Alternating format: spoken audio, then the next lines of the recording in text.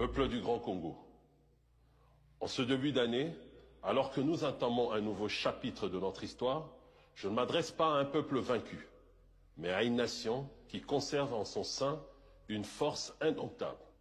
Je m'adresse à des hommes et des femmes qui, depuis des décennies, portent le poids des échecs de leurs dirigeants, mais dont l'âme ne s'est jamais brisée. Le Congo est une terre de grandeur, et aujourd'hui, je viens raviver cette flamme qui sommeille en chacun d'entre nous. Un État qui ne sait pas se faire respecter, ni par sa parole, ni par ses armes, se condamne à devenir la proie des plus audacieux. Sous le régime actuel, nous avons perdu des territoires. Nos troupes manquent de cohésion et notre peuple endure des souffrances atroces dans l'Est. Ces échecs sont les résultats de décisions faibles, d'une vision étroite et d'un leadership incapable de se lever au niveau des défis actuels. Mais cela s'arrête ici. Je vous dis que le temps des compromis honteux et des soumissions silencieuses est révolu. Le Congo n'a pas vocation à être un mendiant dans le concert des nations. Aucun État ne s'est jamais libéré par des sommets stériles ou des résolutions passives. Nous sommes entourés d'un monde où seuls les forts imposent leur volonté. Et le général Kagame l'a compris mieux que quiconque. Je ne le blâme pas pour son audace, car il agit selon la logique des nations fortes. Mais je blâme les dirigeants actuels de notre pays, incapables de comprendre que la dignité nationale ne se négocie pas, elle s'impose.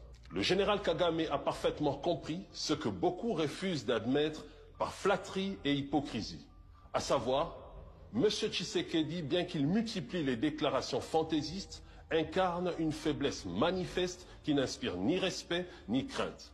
Cette réalité explique l'audace avec laquelle le général Kagame agit face à notre nation. Il y a un an, j'ai lancé un appel public et solennel à M. Tshisekedi, demandant la mise en place d'une force nationale, composée des patriotes militaires issus de toutes les factions de notre armée.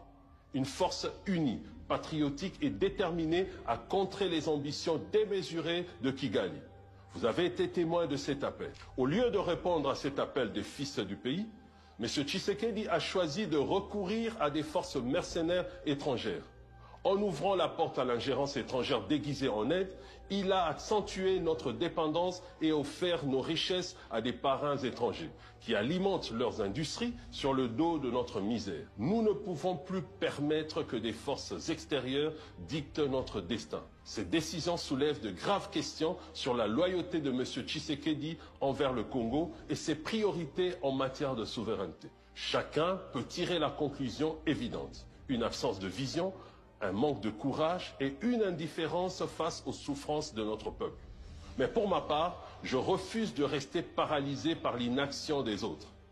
Quand la survie de notre patrie est en jeu, nous n'avons pas besoin de permission. Nous avons décidé de l'ignorer et de prendre nos responsabilités pour défendre l'intégrité et la souveraineté de notre patrie. La mise en place de cette force est en cours, portée par une volonté inébranlable d'affronter les sacrifices qu'elle exige et de surmonter les défis logistiques qu'elle implique, notamment ceux liés aux opérations complexes d'insertion aéroportée des forces spéciales et du matériel sur les différents théâtres d'opération.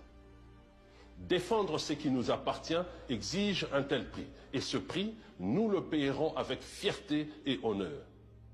Mais la défense de notre patrie n'est qu'une étape.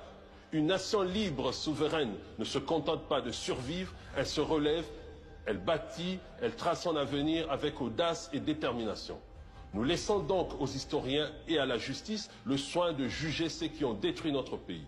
En 2025, ce qui compte désormais, c'est de rassembler des bâtisseurs, des hommes et des femmes, prêts à transformer les défis en opportunités, à relever ce qui a été abattu et à tracer d'une main ferme la voie d'une nation libre, souveraine et respectée. Parmi ces bâtisseurs, vous, les patriotes militaires marginalisés au sein des FARDC. Je m'adresse à vous avec la clarté et la gravité qu'impose ce moment historique. L'avenir du Congo repose sur les choix que nous faisons ici et maintenant. L'histoire vous offre une chance unique de réécrire votre rôle et de vous ranger du côté de la justice, de la souveraineté et de la dignité nationale. Réfléchissez à cette opportunité et inscrivez vos noms parmi ceux qui auront choisi de défendre l'honneur et la grandeur de leur patrie. Votre expertise, votre force et votre engagement sont cruciaux à la construction d'une armée véritablement nationale, indépendante, débarrassée de tout tribalisme et apolitique. Une armée entièrement dédiée à la défense de notre souveraineté. Je ne parle pas ici d'une armée asservie aux caprices des politiques, mais d'une institution puissante et indépendante, gardienne de notre Constitution